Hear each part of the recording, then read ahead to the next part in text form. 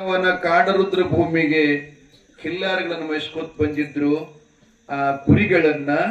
ಆದ್ರ ಆ ಕಾಂಚಾಳ ಮರದೊಳಗ ನೇತಾಡಿ ಅಳುವ ಮಗನ ಶಬ್ದ ಕೇಳ್ತವ್ರಿಗೆ.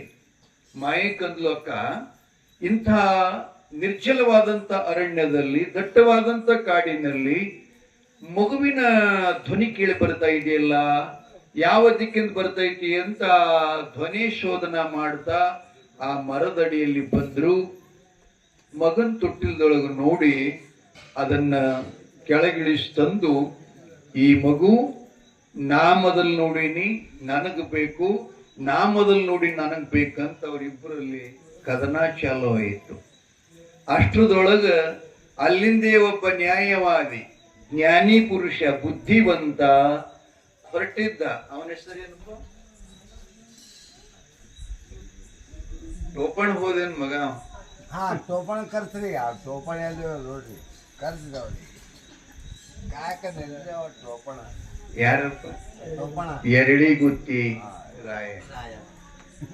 ಅಲ್ಲಿಂದ ಹೊರಟಿದ್ದ. ಈ ಕಾಡಿನೊಳಗ ಸಣ್ಣ ಹೆಣ್ಮಕ್ಳು ಧ್ವನಿ ಕೇಳಿ ಬಂದ. ಅಮ್ಮ ಯಾಕೆ ಕಷಾಡ್ತೀರಿ, ಜಗಳ ಮಾಡ್ತೀರಿ ಅಂತ ಕೂಡಲೇ ನಡೆದ ಘಟನೆ ಹೇಳಿದ್ರು. ಅವಾಗ ಅವ ಏನ್ ಮಾಡದ, ಈ ಮಗುವಿನ ಬಗ್ಗೆ ನೀವು ಯಾರು, ನನ್ ಮಗ ನಿನ್ ಮಗ ಅಂತ ಕದನ ಮಾಡಬಾರ್ದು, ನಾನೊಂದು ಧರ್ಮಸಮ್ಮತವಾಗಿ ನ್ಯಾಯ ಮಾಡಿ ಕೊಡ್ತೀನಿ, ಅದರಂತೆ ನಡ್ಕೊಂಡು ಹೋಗ್ಬೇಕು ಅಂತ ಹೇಳಿ ಅವ್ರಿಗೆ ಹೇಳ್ದ. ಪರವಾಗಿಲ್ಲಪ್ಪ ಅಂತಂದ್ರು.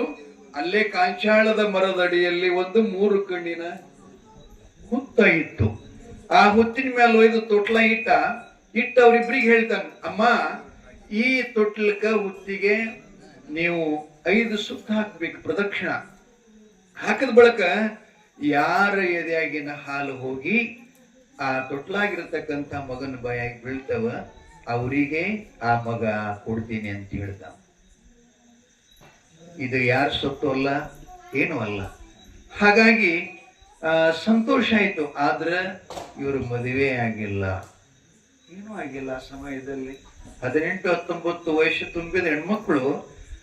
ಆ ಬಳಿಕ ಅಕ್ಕವ ಮೊದಲು ಪ್ರದಕ್ಷಿಣ ಹಾಕ್ಬೋದ್ಲು, ಆದ್ರೆ ಆಕೆಗೆ ಏನಾಗ್ಲಿಲ್ಲ. ಮಾಯಕನಲ್ಲಿ ಏನು ಬಂತು ಗೊತ್ತಾಗ್ಲಿಲ್ಲ. ಆಕಿ ಗುರು ಸ್ಮರಣೆ ಮಾಡಿದ್ಲು. ನೆನಪಿರ್ಲಿಲ್ಲ. ಏನ್ ಮಾಡಿದ್ಲಕ್ಕಿ? ಗುರುವಿನ ಸ್ಮರಣೆ ಮಾಡಿದ್ಲು. ಯಾವ ಗುರು ಅಂತಂದ್ರೆ ಆದಿ ಜಗದ್ಗುರು ರೇವಣ ಸಿದ್ಧನ ಧ್ಯಾನ ಮಾಡಿ ಆ ಹುತ್ತಿಗೆ ಸುತ್ತ ಹಾಕ್ಲಿಕ್ಕೆ ಶುರು ಮಾಡಿದ್ಲು.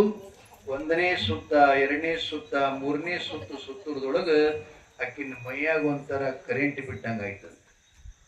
ಹಿಂಗಾಗಿ ಆ ಹಡೆಯದ ಹಿಂಗದ ಮಾಯಕ ದೇವಿಯ ಕುಶದೊಳಗ ಹಾಲು ತುಂಬಿ ಗುರು ರೇವಣ ಸಿದ್ಧನ ಅನುಗ್ರಹದಿಂದ ಕುಪ್ಪಸವನ್ನು ತೊಯ್ದ ಆ ತೊಟ್ಟಿಲದೊಳಗಿರತಕ್ಕಂತ ಶಿವಸಿದ್ಧ ಬೀರೇಶನ ಬಾಯಿಯೊಳಗ ಹಾಲು ಬಿತ್ತು ಅಂತ.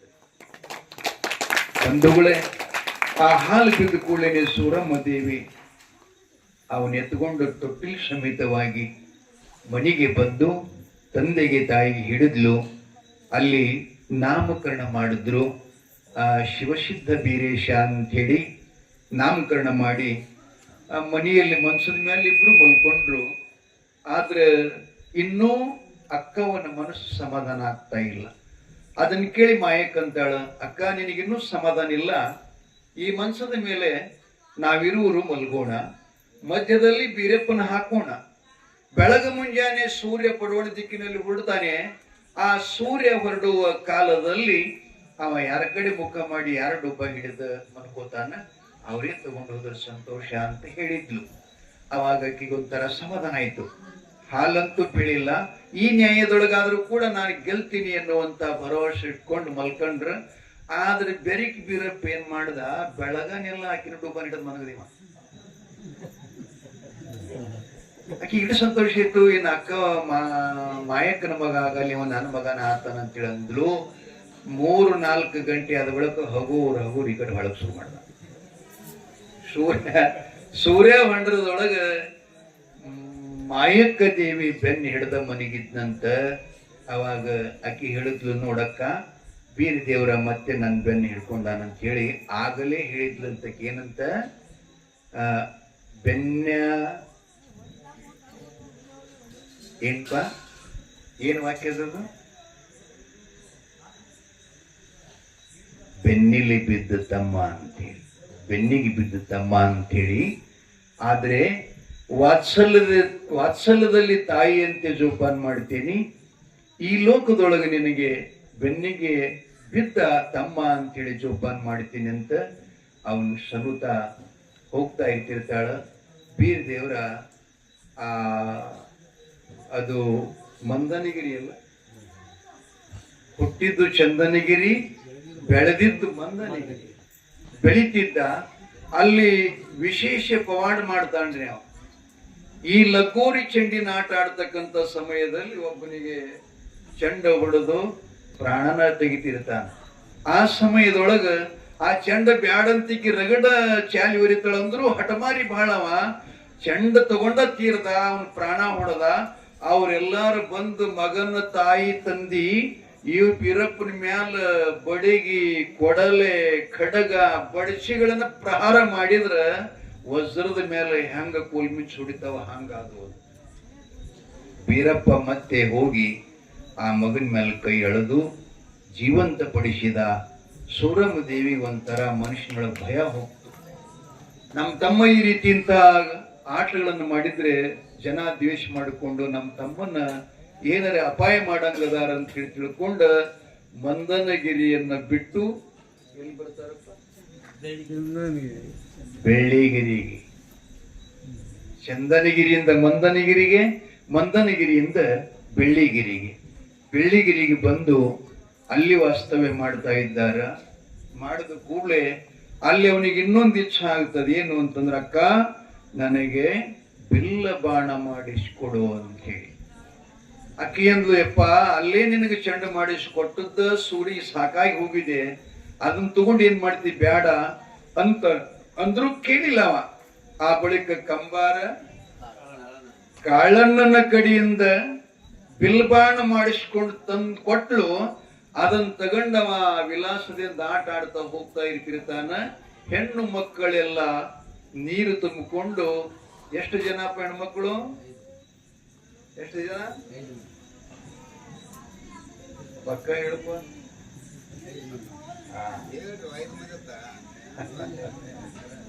ಇವ ಇಲ್ಲೇನೋ ಕಾಣಿಸಲ್ಲ.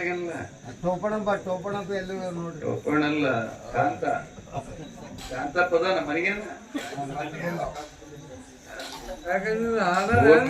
ಮಾಡಿಲ್ಲ. 5 ಜನ ಹೆಣ್ಮಕ್ಳು ತಲೆ ಮ್ಯಾಗ ಕೊಡ ಇಟ್ಕೊಂಡು ಹೊಂಟಿದ್ರು. ಇವ ತನ್ನ ಲೀಲಾ ತೋರಿಸ್ಬೇಕಂತೇಳಿ ತಿಳ್ಕೊಂಡು ಬಾಣಕ್ಕ ಬಿಲ್ ಹೆದೆ ಹೇರಿಸಿ ಬಿಟ್ಟ. ಆ ಬಳಿಕ 5 ಕೂಡಕ್ಕೆ ಒಂದೇ ಬಾಣಿ ಮೇಲೆ ತೂತು ಬಿದ್ದು ನೀರ ದಬ ದಬ ದಬ ಸುರ್ಯಾಕತ್ತು ಅಂತ ಮೈ ತಡ್ಸ್ಕೊಂಡಂತ ಹೆಣ್ಮಕ್ಳು ಶಿಫ್ಟಿಗೆ ಬಂದು ಅವನಿಗೆ ಅಂತಿರ್ತಾರೆ. ಏನಂತ? ಅಪ್ಪ ಇಲ್ಲ ಇಷ್ಟು ಉರಿತಿದ್ದಿ, ಏ ಅವ್ವ ಅಪ್ಪ ಇಲ್ಲದ ಪರದೇಶಿ, ನೀನು ನಮ್ಮ ಕೊಡಕ್ಕೆ ಬಾಣ ಹೊಡೆದು ತೂತು ಹಾಕಿದಿಲ್ಲ, ಅಪ್ಪ ಇದ್ರೆ ನಿನ್ನ ಗತಿ ಏನಾಗ್ತಿತ್ತು ಅಂತಂದ್ ಕೂಡ್ಲೇನೆ ಆ ಮಾತಿನಿಗೆ ನೋವಾತು.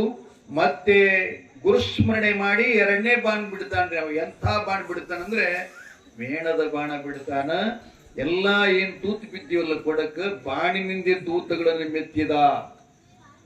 ಅದು ನೋವಾಗಿ ಮನೆಗೆ ಬಂದು ಮಾಯಕ್ಕಗ ಕೇಳ್ತಾನ, ಅಕ್ಕ ನಾನಿಂದು ನೀ ಕೊಟ್ಟ ಬಾಣದಿಂದ ಒಂದು ಸಿದ್ಧಟಿಗೆ ಮಾಡಿದೆ, 5 ಜನ ಬಾಲಿಯರ ಕೊಡಕ್ಕೆ ತೂತಾಕಿ ಮತ್ತೆ ಮ್ಯಾಣಿನ ಬಾಣ ಬಿಟ್ಟು ಮುಚ್ಚಿದೆ.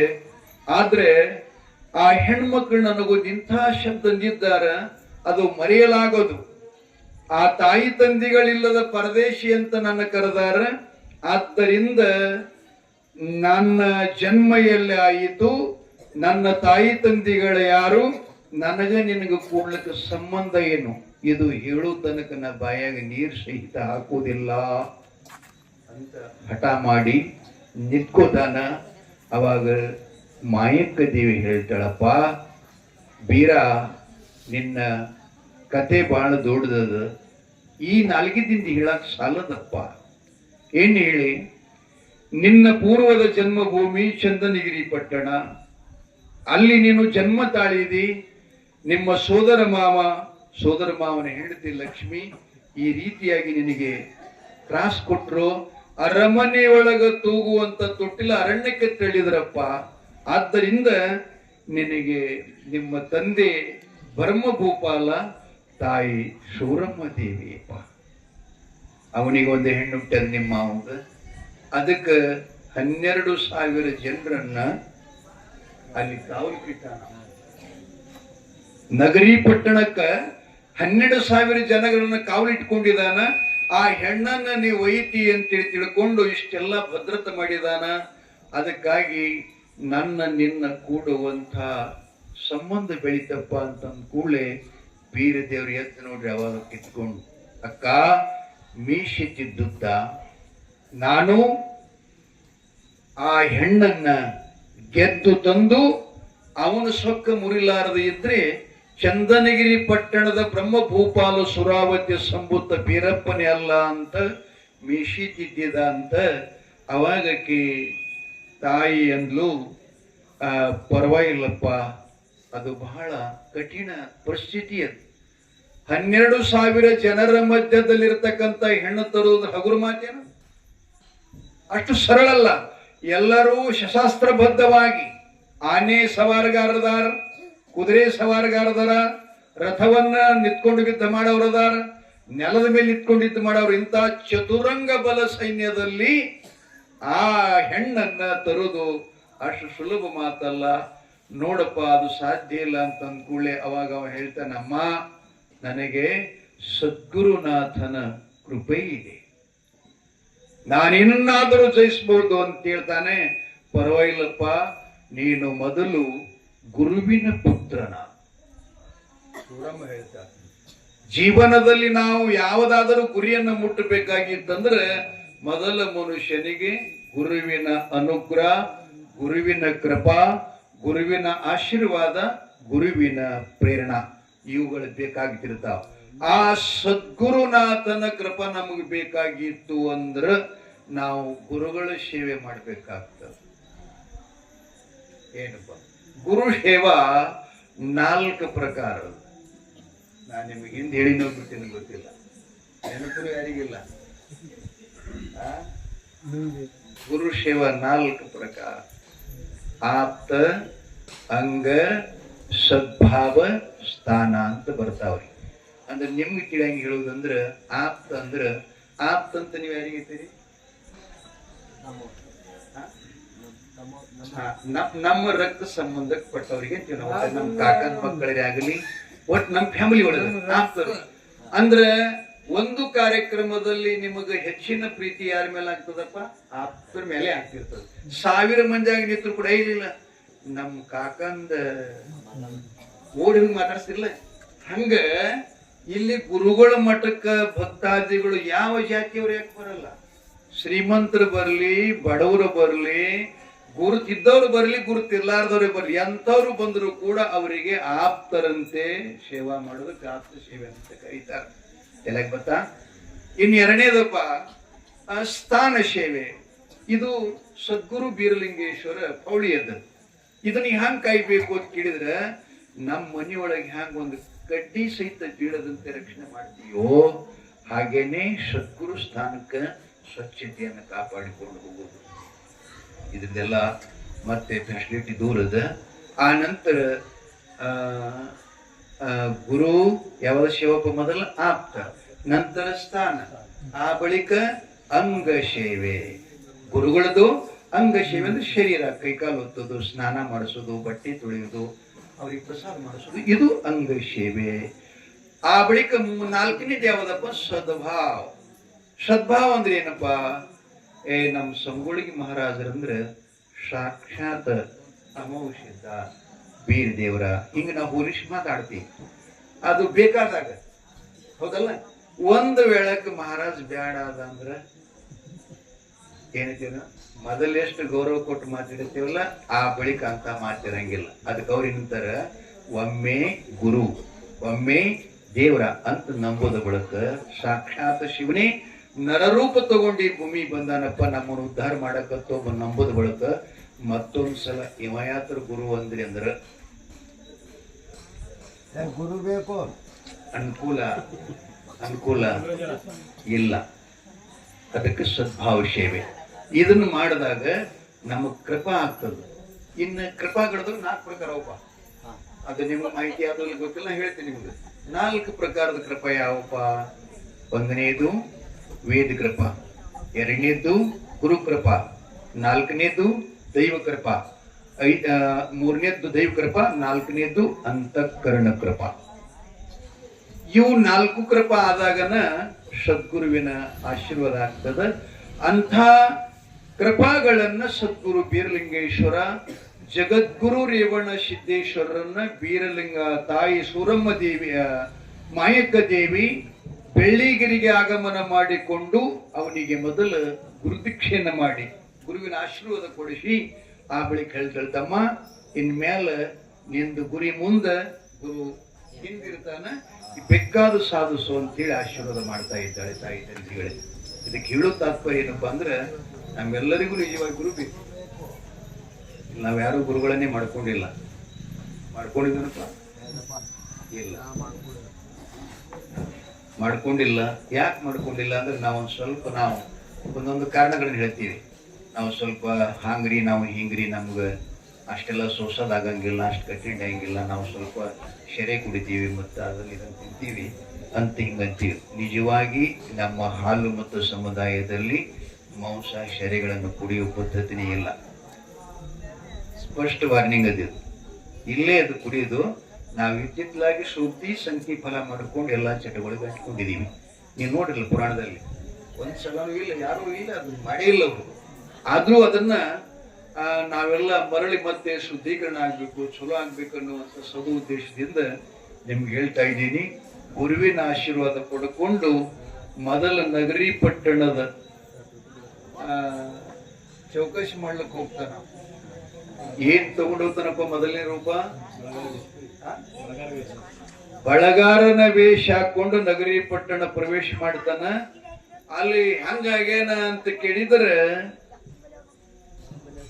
ಸಾಧಾರಣವಾಗಿ ಒಂದು 84-85 95 ವರ್ಷದ ಮುದುಕವಸ್ಥ ತಗೊಂಡು ಬಳಿ ಚೀಲ ಹೆಗಲಿಗೆ ಹಾಕಿ ಊರ್ಗೋಲ್ ಕೈಯಾಗಿ ಹಿಡಿದು ಹಿಂಗ ಬಗ್ಗಿ ಎಲ್ಲಾ ಓಣಿಗಳು ನೋಡ್ತಾ ನಡ್ಕೋತ ಹೋಗ್ತಿರ್ತಾನ.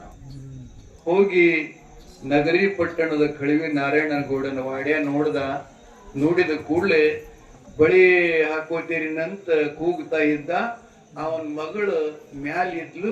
ದಾಸಿ ಒಬ್ಬಕ್ಕೆ ಹೋಗಿ ಹೇಳಿದ್ಲು, ಎಮ್ಮ ಕೆಳಗ ಬಜ್ಜ ಬಂದಾನ, ಆಕೆ ಹತ್ತಿರ ಬಹಳ ಚಲೋ ಬಳಿಗದ ಅದಾವ, ಅವು ನಿಮ್ ಕೈಯ ಹಾಕೊಂಡ್ರ ಛೆ ನೀವು ಸಾಕ್ಷಾತ್ ಅಮರಾವತಿ ಪಟ್ಟಣವನ್ನ ಆಳ್ತಕ್ಕಂತ ಇಂದ್ರನ ಹೆಂಡತಿ ಸಚಿಂಗ ಕಾಣಿಸ್ತೀವ ಅಂತ ಕೇಳಿದ್ರು.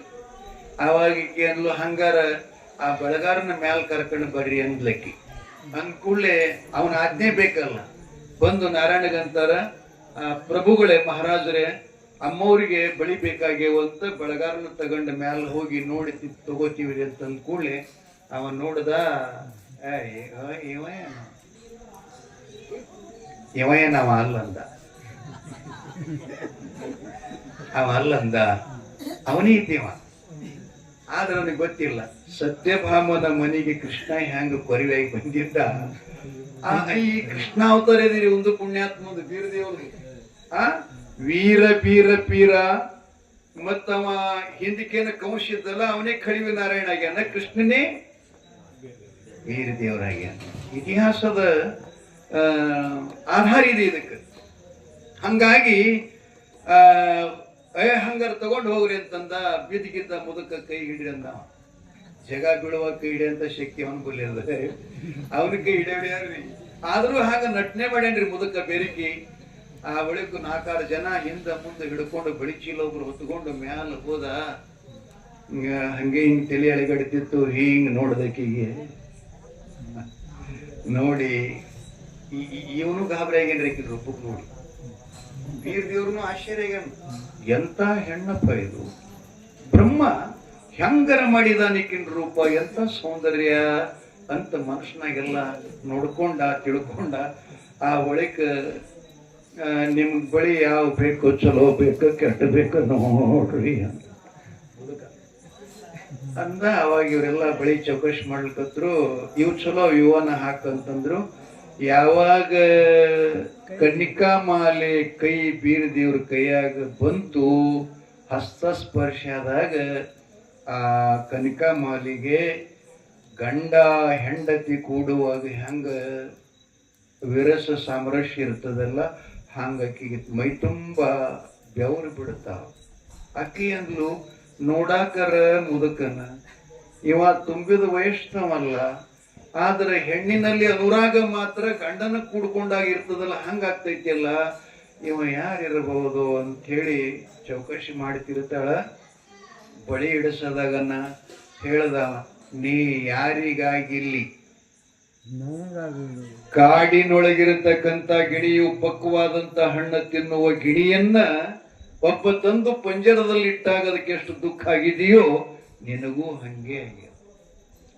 ಆ ಹಣ್ಣ ತಿನ್ನವಂತ ಬ್ಯಾಟಿಗಾರನ ನಿನ್ನ ಮನೆಗೆ ಬಂದಿನಿ, ಬೇರೆ ಯಾರಲ್ಲ, ನಾ ನಿನ್ನ ಪುರುಷ ಬೀರದೇವ್ರ ಅಂತ ಹೇಳದಕ್ಕೆ ಇವಕ್ಕೆ ಹಬ್ಬ ಕೇಳಿಸಲಿಲ್ಲ. ಅಷ್ಟು ಸೂಕ್ಷ್ಮ ಕರ್ಣಸಿದ್ಧಿ ಅಂತ ಇರ್ತದ ಒಂದು ಸಿದ್ಧಿ ಒಳಗ, ಅದು ಅವರಿಗೆ ತಿಳಿತಿರ್ತದ ಆ ಮಾತು.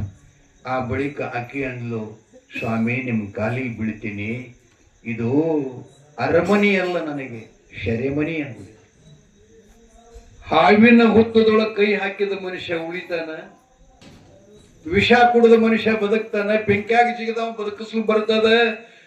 ನಾರಾಯಣನ ಮನೆಯೊಳಗಿಂದ ಹೊರಗೆ ಹೋಗೋದು ಬಹಳ ಕಠಿಣದ. ಪತಿದೇವ ಸ್ವಾಮಿ, ನೀ ಹೆಂಗ್ ಬಂದಿದೆ ಹಂಗೆ ಹೋಗು, ಇಂದಿಲ್ಲ ನಾಳೆ ಶಿವ ಒಂದ್ ದಿನ ಕಣಿ ತೆರಿತಾನ, ನಾನು ನಿನ್ನನ್ನು ಬಿಟ್ಟು ಅನ್ಯ ಪುರುಷನ ವರ್ಷುವುದಿಲ್ಲ, ಲಗ್ನ ಆದ್ರೆ ನಿನ್ನ ಜೊತೆನೇ ಆಗ್ಬೇಕು, ಇಲ್ಲಾಂದ್ರೆ ನನ್ನ ಪ್ರಾಣ ತ್ಯಾಗ ಮಾಡ್ತೀನಿ ಅಂತ ಅವನು ಹೇಳಿದ್ಲು. ಅವಾಗ ಅವ ಹೇಳ್ತಾನ, ನಿಮ್ಮ ಅಪ್ಪಗೆ 2 ಕಣ್ಣವ, ನನಗೆ 3 ಕಣ್ಣವ ಅಂದ ಬೀರದೇವ್ರ. ಹೇಳಿ ತಾಯಿ ತಂದಿಗಳೇ ಆಕಿನ ಬಳಿ ಉಡಿಸಿ ಹೋಗಿ ಎಲ್ಲ ನೋಡಿದವ ಕಾವಲ್ಗಾರರು. ಈಗೇನು ಶೀತಾಕ ಅಶೋಕವನದಾಗ ರಾವಣೋದು ಇಟ್ಟಿದ್ನಲ್ಲ, ಹೆತ್ತ ತಂದಿನ ಶೀತನಕ್ಕಿಂತ ಹೆಚ್ಚುವನ್ನ ಎಷ್ಟು ಮಾಡ್ಬೇಕೀಗ. ಏನ್ ಮಾಡುದು, ಇದು ಹೊಟ್ಟೆ ಕಿಚ್ಚ. ಹೊಟ್ಟೆ ಕಿಚ್ಚ ಏನ್ ಮಾಡುತ್ತಂದ್ರೆ ಹೊರಗೆ ಸುಡಂಗಿಲ್ಲ, ಅದು ನಮ್ಗೆ ಸುಡುತ್ತ ಒಳಗೆ, ತಲೆಯೊಳಗಿರ್ಬೇಕಂತ. ಅದಕ್ಕಿಚ್ಚು ಹೊತ್ಸ್ಕೋಬಾರ್ದು ಯಾರು ಜೀವನದಲ್ಲಿ, ಗಂಡಾಗ್ಲಿ ಹೆಣ್ಣಾಗ್ಲಿ. ಅದು ಗೊತ್ತಿತ್ತು ಅಂದ್ರೆ ನಮ್ಮನ್ನು ಪೂರ್ಣ ಯಾರಿಗ್ ಗೊತ್ತಲ್ಲಾರ್ದಂಗೆ ಬೂದಿ ಮಾಡಿ ತೆಗಿತು. ಅದಕ್ಕೆ ಕಿಚ್ಚನ ಕಿಚ್ಚ ಹೊಟ್ಟೆ ಕಿಚ್ಚನ ದೊಡ್ಡದು, ಅದಕ್ಕೆ ಅದನ್ನ ಇರಬಾರ್ದು ಅಂತ ಹೇಳಿ ನಮ್ಮ ಇತಿಹಾಸ ಹೇಳ್ತದೆ, ಬೀರದೇವ್ರ ಚರಿತ್ರೆ ಹೇಳ್ತದೆ. ಆದ್ದರಿಂದ ಬಂದ ಅಕ್ಕಗೆಲ್ಲ ಹೇಳ್ದ, ಅಕ್ಕ ನಾ ನಗರಿ ಪಟ್ಟಣ ಹೋದೆ, ಎಲ್ಲ ನೋಡಿದೆ, ನಿನ್ನ ಮಗಳಿಗೆ ನಾನು ಬಳೆಗಳ ಹಾಕಿ ಬಂದೆ. ಆಕೆ ಅಂದ್ಲು, ತಮ್ಮ ತೋಳುಗಳ ಹಿಂಡಲ್ಲಿ ಇದ್ದಾಗ ಕುರಿ ಹೋಗ್ಲಿಕ್ಕೆ ಸಾಧ್ಯ, ಹುಲಿಗಳ ಮಧ್ಯದಲ್ಲಿ ಆಕಳ ಬದುಕಲಿಕ್ಕೆ ಸಾಧ್ಯ, ಸಿಂಹ ಗರ್ಜನೆ ಮಾಡಿತ್ತು ಅಂತಂದ್ರೆ ಪ್ರಾಣಿಗಳೆಲ್ಲ ಕಾಡಿನಲ್ಲಿ ಇರ್ಲಿಕ್ಕೆ ಸಾಧ್ಯ. ಅಂತ ಸಿಂಹದಕ್ಕಿಂತಲೂ 100 ಸಿಂಹಗಳ ಶಕ್ತಿ ಉಳ್ಳಂತ ನಗರಿ ನಾರಾಯಣನ ಮನೆ ಸೇರ್ತೀಯಾ, ನಿನಗೆ ಗುರುಕೃಪಾಪ, ಧನ್ಯ ಧನ್ಯ ಅಂದ್ಲು. ಅವಾಗ ಅಂತಾನ, ಅಕ್ಕ ಇನ್ನೊಂದ್ಸಲ ಹೋಗಿ ಬರ್ತೀನಿ ಅಂತ. ಯಪ್ಪ ಇದನ್ನ ಬಂದು ದೊಡ್ಡದಾಗಿ ಅದು ಬೇಡ ಅಂತಂತಿದ್ಲಿಕ್ಕಿ ಪರವಾಗಿ, ನನಗ ಸದ್ಗುರು ಅದ ಹಿಂದೆ, ಗುರು ಆಶೀರ್ವಾದ ಇದೆ. ಗುರು ರೇವಣಸಿದ್ದೇಶ್ವರ ಚೇಡಿಕೋರರ ಏನವ ಗಂಡ. ಈ ಜಗತ್ತಿನೊಳಗೆ ಎಷ್ಟು ಮಾಟು ಮದ್ದ ಚೇಡಿ ಚಿಪಾಟಿಗಳು ನಡೀತಿರ್ತಾವ, ಅವ್ರದೆಲ್ಲ ಕೇಂದ್ರ ಬಿಂದು ಅವ ದೊಡ್ಡವ. ಅದಕ್ಕೆ ಯಾವ ನಾಟು ನಮ್ಮ ಅಪ್ಪನ ಮುಂಗಡೆಯಂಗಿಲ್ಲ ಅಂತ ಹೇಳಿ ನಾನು ಹೋಗ್ತೀನಿ ಅಂತೇಳಿ 2ನೇ ಸಲ ಅವ ಈ ಕುಬ್ಸದ ವ್ಯಾಪಾರಿಯಾಗಿ ಹೋಗ್ತಾನ. ಹೌದಲ್ಲ, ಕುಬ್ಸ ತಗೊಂಡು ಹೋಗ್ತಿರ್ತಾನ. ಆಗ್ಲೂ ಅಂತ ರೂಪಾಯಿ ತಗೋತಿರ್ತಾನ. ಮುದುಕನ ವೇಷ ತಗೊಂಡು ಮನೆ ಪ್ರವೇಶ ಮಾಡಿ ಆಕಿನ ಕುಪ್ಪಸವನ್ನು ಕೊಟ್ಟು ಆ ಬಳಿಕ ಹೇಳ್ತಾನ, ಇನ್ನ 3ನೇ ಸಲ ಬಂದಂದ್ರೆ ನೀನು ತಗೊಂಡು ಹೋಗ್ತೀನಿ.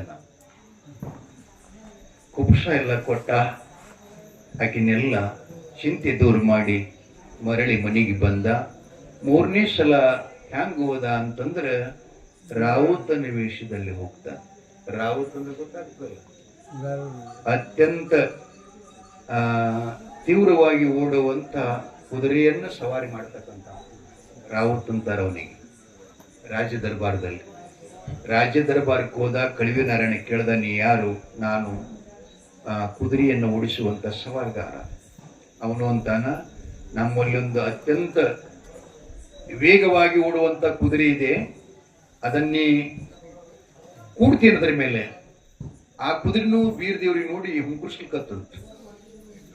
ಅಂತ ಕುದುರೆ ಯಾಕೆ ಸಾಕಿದಂದ್ರೆ, ಅವಾಗ ಕಿಡಿಗೇಡಿ ಬೀರ ಯಾವಾಗ ಬರ್ತಾನ ಗೊತ್ತಿಲ್ಲ, ಬಂದು ನನ್ನ ಮಗಳನ್ನು ಒಯ್ತಕ್ಕಂಥ ಸಮಯದಲ್ಲಿ ಈ ಕುದುರೆ ಬೆನ್ನ ಹಚ್ಚಿ ಹಿಡ್ಕೊಡ್ತಾನ, ಅವ್ನು ಹೆಡಮುರಿ ಕಟ್ಟಬೇಕಾಗಿದ್ದವ. ಆದ್ದರಿಂದ ಅಂತ ಕುದುರೆಯನ್ನು ಕಟ್ಟಿದ್ದವ. ಆ ಕುದುರೆಯನ್ನ ನಿನಗೆ ಹತ್ತಾಕ್ ಬರ್ತೈತೀನಂದ. ಅವ ಹೇಳ್ತಾನೆ, ಪ್ರಭುಗಳೇ, ನಾನು ಒಂದಿಷ್ಟು ಸವಾರಿ ಮಾಡಿ ತೋರಿಸ್ತೀನಿ, ನೋಡ್ರಿ, ನಿಮ್ ಪಸಂದ್ ಬಿತ್ತು ಅಂದ್ರೆ ನನಗೆ ಇಟ್ಕೊಂಡು ನಿಮ್ ಕುದುರೆ ಶವಕ್ ಅಂತ ಹೇಳ್ತಾ ಇರ್ತೇವೆ ನಾವು. ಅವಾಗ ಕಳಿವಿ ನಾರಾಯಣ ಹೂ ಅಂದ. ಕುದುರೆ ಬೀಚಿ ಅವನ ಕೈ ಕೊಟ್ರು. ಒಂದ್ ಸ್ವಲ್ಪ ಅವನು ರಾಜವಾಡದ ಮುಂದೆ ಓಡಿಸಾಡಿಸಿ ತೋರಿಸಿದ. ಆ ಬಳಿಕ ಒಂದ್ 50 ಫೂಟ್ ತನಕ ಜಿಗಿಸಿ ತೋರಿಸಿದ. ಆ ಬಳಿಕ ಅವನ ಮಗಳ ಮನಿ ಇತ್ತಲ್ಲಿ ಮ್ಯಾಲ ಮಾಡ್ಯ, ಅಲ್ಲಿ ತನಕ ಒಮ್ಮೊಮ್ಮ ಜಿಗಿಸದ. ಆ ಬಳಿಕ ರಾಜ ಅಂದ, ಭಲೆ ಭಲೆ ಬರ್ಲಿ ಅವ ಮಗ ಇನ್ ನನ್ನ ಮನೆಗೆ, ಇಂಥವನ ಕೈಯಿಂದ ಹೋಗ್ತಾನೆ ಹಂಗಂದವ. ಅವನೇ ಇದ್ದ ಅವನ ಗಂಡ ಸದ್ಗುರು ಬೀರ್ಲಿಂಗೇಶ್ವರ. ಬಂಧುಗಳೇ, ಅತ್ತಿಂದ ಇತ್ತಿಂದ ಕುದುರೆ ಹಾರಿಸಿ ಏನ್ ಮಾಡ್ದ, ಯಾವ ಮಾಡ್ಯದೊಳಗ ಮಗಳಿದ್ಲಲ್ಲಕ್ಕಿ ಕನ್ಯಕಾಮರತಿ ಅಂತೂ ಒಬ್ರು ಕರೆದಾರ, ಕನಿಕಾಮಾಲಿ ಅಂತನೂ ಕೂಡ ಕರೆದ. 2 ಪ್ರಕಾರ ಎಷ್ಟು ಬದಾವ. ಆಕಿನ ಮ್ಯಾಲ ಕುದುರೆ ಜಿಗಿಶ್ ಏನ್ ಮಾಡ್ದ, ಬಲತ್ಕಾರದಿಂದ ಅಕ್ಷತಾ ಹಾಕೊಳ್ಳಾರದನ್ನ ಒಯ್ದೀವಿ ಅಂತಂದ್ರ ನನ್ನ ಧರ್ಮಕ್ಕೆ ಕುಂದು ಬರ್ತದ, ಚ್ಯುತಿ ಬರ್ತದ. ಅದಕ್ಕೆ ಲಗ್ನನ ಆಗಿ ಹೋಗ್ಬೇಕಂತ ತಿಳ್ಕೊಂಡು ಜಗದ್ಗುರು ರೇವಣ ಸಿದ್ಧರ ಸ್ಮರಣೆ ಮಾಡ್ತಾನ ಗುರು ಬೀರದೇವರ. ಸದ್ಗುರುನಾಥ ಕ್ಷಣದಲ್ಲೇ ಬೀರದೇವನಿಗೆ ದರ್ಶನ ಕೊಡ್ತಾನ. ಯಾಕಪ್ಪ ಮಗ, ನನ್ನ ಆಹ್ವಾನ ಮಾಡಿದ ಕರೆದಿಯಲ್ಲ ಅಪ್ಪ, ಈತ ಹೀಗೆ ಈಗಿನ ನಾನು ತಗೊಂಡು ಹೋಗ್ಬೇಕು, ಆದ್ರೆ ಅಕ್ಷತ ಹಾಕ್ಲಾರ್ದನ್ನ ಹೆಣ್ಣಿಗೆ ಮುಟ್ಟುವಂತ ಅಪ್ಪಣೆ ನಮ್ಮ ಹಿಂದೂ ಧರ್ಮದಲ್ಲ, ಧರ್ಮ ಸಂಸ್ಕೃತಿ ನಿಮ್ಮದ. ಅದಕ್ಕೆ ನೀನು ಗಂಧರ್ವ ಲಗ್ನ ಮಾಡಿಕೊಂಡು ನೀ ಆಶೀರ್ವಾದ ಮಾಡಿ ನಾನು ಕೊಟ್ಟಿ ಅಂತಂದ್ರೆ ಈಗಿನ ಕುದುರೆ ಮೇಲೆ ಕುಡಿಸ್ಕೊಂಡು ಹೋಗ್ತೀನಿ ಅಂತ ಕೂಡಲೇ 33 ಕೋಟಿ ದೇವತೆಗಳು, ಸಪ್ತ ಋಷಿಗಳು, ಅಷ್ಟ ದಿಕ್ಪಾಲಕರು ಎಲ್ಲರನ್ನ ಏಕಕಾಲದಲ್ಲಿ ಜಗದ್ಗುರು ರೇವಣ ಸಿದ್ದೇಶ್ವರ ಕಳಿವಿ ನಾರಾಯಣನ ಅಂತಃಪುರದಲ್ಲಿ ಅವರನ್ನೆಲ್ಲ ಆಹ್ವಾನಿಸಿ ಪ್ರತ್ಯಕ್ಷವಾಗಿ ಅವರ ಸಮ್ಮುಖದಲ್ಲಿ ಕನಿಕಾಮಾಲ್ಯ ಮತ್ತು ಬೀರದೇವರ ಲಗ್ನ ಮಾಡಿ ಅಕ್ಷತ ಮಾಡಿ ಆಶೀರ್ವಾದ ಮಾಡ್ತಾ ಇದ್ದಾರೆ. ಆಕಿನ ಎತ್ತಿ ಕುದುರೆ ಮ್ಯಾಗ ಕೂಡಿಸ್ಕೋತಾನ. ಅವನಿಗೆ ಹೇಳ್ದ, ಯಾರಿಗೆ? ನಾರಾಯಣಗೌಡ್ರೆ, ನಿಮ್ಮಲ್ಲಿ ಅಂತ ಸಾಮರ್ಥ್ಯ ಇದ್ರೆ ನನ್ನ ಕುದುರೆ ಬೆನ್ನ ಹಚ್ಚಿ ನಿಮ್ಮ ಮಗಳನ್ನ ಹೋಗು ಗಣಸಿದ್ದೆ ಅದ್ರ ಅಂದ್ಬಿಟ್ಟ. ಜಿಗದ್ ಓಡಾಕ್ ಶುರು ಮಾಡ್ದ. ಇವ ಕುತ್ತಿಗೆ ಕಿರಿಸ್ಕೊಳ್ತ ಎಲ್ಲ 12,000 ಸೈನಿಕರಿಗೆಲ್ಲ ಹೇಳ್ತಾನೆ. ಆದ್ರೆ ಬೀರ್ ದೇವ್ರ ಅವ್ರು ಯಾರ ಕೈಯಾಗ ಸಿಗುವುದಿಲ್ಲ. ಆಕಿನ ತಗೊಂಡು ಬೆಳ್ಳಿಗಿರಿಗೆ ಬಂದು ಅಕ್ಕನ ಆಜ್ಞೆಯಂತೆ ಪ್ರಪಂಚ ಪಾರಮಾರ್ಥ ಇಹ ಮತ್ತು ಪರ ಎರಡನ್ನ ಮಾಡಿ ಈ ಜಗತ್ತಿನೊಳಗ ಅತ್ಯಂತ ಕೀರ್ತಿಶಾಲಿಯಾಗಿ ಬೆಳೆದ. ಮುಂದೆ ಒಂದು ಮಾತಿಗಾಗಿ ಅಕ್ಕನಿಗೆ ಮತ್ತು ತಮ್ಮನಿಗೆ ಒಂದಿಷ್ಟು ಸಮಸ್ಯೆ ಬರ್ತದ. ಚರಿತ್ರೆ ದೊಡ್ಡದ, ಶ್ರಮ ಏನು ಬಹಳ ಆಗ್ಯದ್ರಿ. 2 ಗಂಟೆ ಆಗಿ ಹೋಗ್ಯದೀಗ. ಅದಕ್ಕೆ ಆ ಸಮಸ್ಯೆಗಾಗಿ ಮಾಯಕ್ಕ ತಮ್ಮನಲ್ಲೇ ಬಿಟ್ಕೊಂಡು ಆಕಿ ಚಿಂಚಲ ಸೂರಕ್ಕೆ, ಚಿಂಚಲಿ ಅಂತ ಕರಿತೀವಲ್ಲ, ಅಲ್ಲಿ ಬಂದು ಉಳ್ಕೊಂಡ್ಳು. ಆ ಬಳಿಕ ಬೀರದೇವರಲ್ಲಿ ಏನ್ ಸಂಕಲ್ಪ ಆಗ್ತದಂದ್ರೆ ಸತಿಪತಿಗಳೊಂದಾದ ಭಕ್ತಿ ಹಿತವಾಗಿರುವುದು ಶಿವಂಗೆ ಅಂತ ಸದ್ಗುರುನಾಥನ ಹಬ್ಬ ಮಾಡ್ಬೇಕಂತೇಳಿ ಪಟ್ಟದ ಪ್ರಭುಲಿಂಗ ಕಂಬಳಿ ಹೊಚ್ಚಬೇಕು, ಜಗದ್ಗುರು ರೇವಣ ಸಿದ್ಧನ ಹಬ್ಬ ಮಾಡ್ಬೇಕಂತ ಗ್ರಾಮದ ಗುರು ಹಿರಿಯರನ್ನು ಕೂಡಿಸಿಕೊಂಡು ಅದನ್ನು ಮೀಟಿಂಗ್ ಮಾಡ್ದ. ಹಬ್ಬದ ವಿಚಾರ ತಿಳಿಸೋದಾಗ ನಮ್ಮ ಅಮೋಕ್ಷ ಮುಖ್ಯದ ಪೂಜಾರಿ ಇಂಥ ಹಿರಿಯರೆಲ್ಲ ಏನಂದ್ರು, ಯಪ್ಪ ಭಗವಂತ ಬೀರ್ ದೇವ್ರ ನೀವು ಹುರಿಗಣ್ಣಿನವ, ನಿನಗೆ ನಾವು ಹೇಳಬಾರ್ದು, ಆದ್ರೂ ಕೂಡ ನಾವು ಮನೆಯೊಳಗೆ ಏನಾದರೂ ಶುಭ ಕಾರ್ಯ ಮಾಡಬೇಕಾಗಿತ್ತು ಅಂದ್ರೆ ನಮ್ಮ ಮನೆ ಹೆಣ್ಮಗಳು ಅದಕ್ಕೆ ಅಗತ್ಯ ಹೇಳಿದ್ರು. ಬಂಧುಗಳೇ, ಹೇಳಿದ ಕೂಡಲೇ ಮತ್ತ ಅಣ್ಣ ತಂಗಿಗೆ ಅಕ್ಕಗೆ ಮತ್ತು ಅಣ್ಣನಿಗೆ ಸ್ವಲ್ಪ ವಿರಸ್ ಬಂದಿತ್ತಲ್ಲ, ಆ ಹೆಣ್ಮಕ್ಕಳಿಲ್ಲದ ಹಬ್ಬ ಸರಿ ಆಗುವುದಿಲ್ಲಪ್ಪ, ಯಾವುದೇ ಕಾರ್ಯ ಯಶಸ್ವಿ ಆಗಲ್ಲ. ಯಾಕಂದ್ರೆ ಜಗತ್ತಿನೊಳಗೆ ಪರಮಾತ್ಮ ಸ್ತ್ರೀ ಶಕ್ತಿ ಅಂತಕ್ಕಂಥದ್ದು ಮಾಡಿದ್ದಾನೆ. ಆದ್ದರಿಂದ ಆ ಹೆಣ್ಣು ಮಕ್ಕಳಿಗೆ ಮನೆಯೊಳಗೆ ನಮ್ಮ ಕಾರ್ಯದಲ್ಲಿ ಬಂದು ನಗನಗುತ್ತಾ ಹೋದ್ರು ಅಂತಂದ್ರೆ ಆ ಮನಿ ಯಾವಾಗಲೂ ಕೂಡ ಸೂರ್ಯ ಚಂದ್ರ ಇರೋ ತನಕ ಸಿರಿ ಸಂಪದ ಐಶ್ವರ್ಯ ಭೋಗ ಭಾಗ್ಯದಿಂದ ಮೆರೀತದ. ಅದಕ್ಕೆ ಹೆಣ್ಮಕ್ಳು ಬಿಟ್ಟ ಹಬ್ಬ ಮಾಡೋದು ಉಚಿತ ಅಲ್ಲ ಅಂತಂದ ಕೂಡಲೇ ಹಿರಿಯರ ಮಾತನ್ನ ಮನ್ನಿಸಿ ಕೇಳಿ ಬೀರದೇವರ ಮಾಯಕ್ಕ ದೇವನ ಕರೆಯಾಕ್ ಬರ್ತಿರ್ತಾನ. ಆಕೆ ಏನೇನೋ ಅವನ ಹಠ ಮಾಡಿ ಬೇಡ್ತಿರ್ತಾಳೆಲ್ಲ. ಏನ್ ಬೇಡ್ತಿರ್ತಾಳ ಅದಕ್ಕೆಲ್ಲನೂ ಕೂಡ ಒಪ್ಪಿಗೆಯನ್ನು ಕೊಟ್ಟು ಅಕ್ಕನ್ನು ಒಪ್ಪಿಸಿಕೊಂಡು ಆ ಹಬ್ಬಕ್ಕೆ ಕರೆತಂದು ಎಲ್ಲ ಹಬ್ಬದ ಕಂಕಣಬದ್ಧವಾಗಿ ಮಾಯಕ್ಕ ದೇವಿಯನ್ನ ಮುಂದಾಳತ್ವಹಿಸಿಕೊಂಡು ಗುರುವಿನ ಹಬ್ಬ ಮಾಡಿ ಪ್ರಸಾದ ಮಾಡಿ ಆಶೀರ್ವಾದ ಪಡ್ಕೊಂಡು ಜಗತ್ತಿನೊಳಗ ಆ ಬೀರದೇವರ ಮತ್ತು ಮಾಯಕ್ಕ ಅನ್ನುವಂತ ಶ್ರುತಿಯನ್ನ ಆ ಬಳಿಕ ಅಣ್ಣತಮ್ಮರ ಕುಟುಂಬದಲ್ಲಿ ಎಂಥ ಜಗಳ ಬಂದರೂ ಕೂಡ ನಾವು ಅಣ್ಣತಮ್ಮರು ತಂಗಿ ಅಕ್ಕ ಮತ್ತು ಬಿಟ್ಟು ನಾವು ಯಾವ ಕಾರ್ಯ ಮಾಡಬಾರ್ದು, ಅದು ಯಶಸ್ವಿಯಾಗಿ ಆಗಲ್ಲ, ಅವ್ರನ್ನ ತಗೊಂಡೇ ಮಾಡಬೇಕು ಅನ್ನುವಂಥ ಧರ್ಮ ಸಂಸ್ಕಾರವನ್ನ ನಮಗೆ ಬರಬೇಕಾಗಿತ್ತು ಅಂದ್ರೆ ಮಾಯಕ್ಕ ಮತ್ತು ಬೀರದೇವರ ಚರಿತ್ರೆಯನ್ನ ನಾವು ಜೀವನದಲ್ಲಿ ಅಳವಡಿಸಿಕೊಂಡಿರಬೇಕು ಬಂಧುಗಳೇ. ಅಂಥ ಒಂದು ಮಹತ್ ಕಾರ್ಯವನ್ನ ಅವರು ಎತ್ತಿಂದ ಎತ್ತ ಸಂಬಂಧ ಹೇಳ್ರಿ. ಶರಣ ಹೇಳ್ತಾರ, ಬೆಟ್ಟದ ನೆಲ್ಲಿಕಾಯಿ ಸಮುದ್ರದ ನಾವು. ಎತ್ತಿಂದ ಎತ್ತ ಸಂಬಂಧ, ಎಲ್ಲಿ ಬೀರದೇವರ ಎಲ್ಲಿ ಮಾಯಕ್ಕ, ಎಂಥ ಋಣಾನ ಬಂದ ನೋಡಿ. ಹಾಗಾಗಿ ಆ ಮಾಯಕ್ಕ ಮತ್ತು ಬೀರದೇವರ ಒಂದೆಡೆ ತಾಯಿಯಾಗಿ ಸಲುವಿದ್ಲು, ಒಂದೆಡೆ ಅಕ್ಕಾಗಿ ಸಲುವಿ ಜಗತ್ತಿನೊಳಗ ಅತ್ಯಂತ ಅಪರೂಪವಾಗಿರತಕ್ಕಂಥ ಕೀರ್ತಿಯನ್ನು ಪಡ್ಕೊಂಡ್ರು. ಆ ಬಳಿಕ ಸದ್ಗುರು ಬೀರಲಿಂಗೇಶ್ವರ ಗುರು ರೇವಣ ಸಿದ್ಧರ ಹಬ್ಬ ಮಾಡಿದ ಕೂಡಲೇ ತನಗೆ ಬಂದ ಅವತಾರದ ಕಾರ್ಯ ಏನು, ನಾನು ಏನ್ ಮಾಡಬೇಕಾಗಿದೆ ಅನ್ನೋದನ್ನ ವಿಚಾರ ಮಾಡಿ ಮುಂದೆ ಈ ಪೃಥ್ವಿ ಒಳಗಿರತಕ್ಕಂಥ ಮಹಾನ್ ರಾಕ್ಷಸರನ್ನು ಇಲ್ಲೆಲ್ಲ ನಾವು ಇಷ್ಟು ನಿಶ್ಚಿತಿಯಾಗಿ ದನ ಕುರಿಗಳೆಲ್ಲ ಮಹಿಸ್ಬೇಕಾದ್ರೆ ಆ ರಾಕ್ಷಸರ ನಾವು ಸಂಹಾರ ಮಾಡಿದ್ದಿಲ್ಲ ಅಂದ್ರೆ ನಾವು ಯಾರು ಬದುಕ್ತಾ ಇದ್ದಿಲ್ಲ ಜಗತ್ತಿನೊಳಗೆ. ಅಂತ ಮಹತ್ತರವಾದಂತ ಕೀರ್ತಿಯನ್ನ ಸದ್ಗುರು ಬೀರಲಿಂಗೇಶ್ವರ, ಮಾಯಕ್ಕ ದೇವಿ, ಮಹಾಲಿಂಗರಾಯ, ಅಮೋಘ ಸಿದ್ದೇಶ್ವರ ಮಾಡಿ ನಮಗೆಲ್ಲ ಧರ್ಮ ಸಂಸ್ಕಾರ, ಧರ್ಮದ ಶ್ರದ್ಧೆ ಮತ್ತು ಈ ಧರ್ಮವನ್ನು ಬೆಳಗಿ ಆಗಲೂ ಉದ್ಧಾರ ಮಾಡಿದ್ದಾರೆ, ಈಗಲೂ ಮಾಡುತ್ತಾರೆ, ಮುಂದೆ ಎಂದೆಂದನೂ ಕೂಡ ಅವರು ಮಾಡ್ತಾ ಇದ್ದಾರೆ. ತ್ರಿಕಾಲದಲ್ಲಿ ಅವರು ನಮ್ಮ ಡೊಳಿಂಪದಾಗ ಹಾಡ್ತಾರೆ, ಈಗ ನಾನು ಹಾಡಂಗಿಲ್ಲ. ಏನಂತ, ನಮ್ಮ ಸತ್ಯ ಧರ್ಮರು ಸತ್ತಾರನ್ನ ಬೇಡ, ಹುಟ್ಟ್ಯರ ಮತ್ತೊಂದಿಗೋದಾಗು, ಹುಟ್ಟ್ಯರ ಮತ್ತೊಂದಿಗೋದಾಗು, ತೊಟ್ಟರು ಒಂದೊಂದು ಅವತಾರ ಅಂತ ಹೇಳ್ತಾರೆ. ಅವರು ಸಾವುರಲ್ಲ, ಹುಟ್ಟವರಲ್ಲ, ಅಮರ ಜೀವಿಗಳು.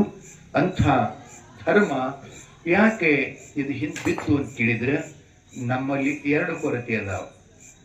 ನಿಮ್ಗ ಜ್ಞಾನ ಐತಿಲ್ಲ ಯಾರಿಗೂ? ಎರಡು ಕೊರತೆ ನಮ್ಗೆ ಯಾವ್ಯಾವಪ್ಪ? ಶಿಕ್ಷಣ, ಅಧ್ಯಾತ್ಮ. ಶಿಕ್ಷಣ, ಅಧ್ಯಾತ್ಮ ಮತ್ತು ರಾಜಕೀಯ.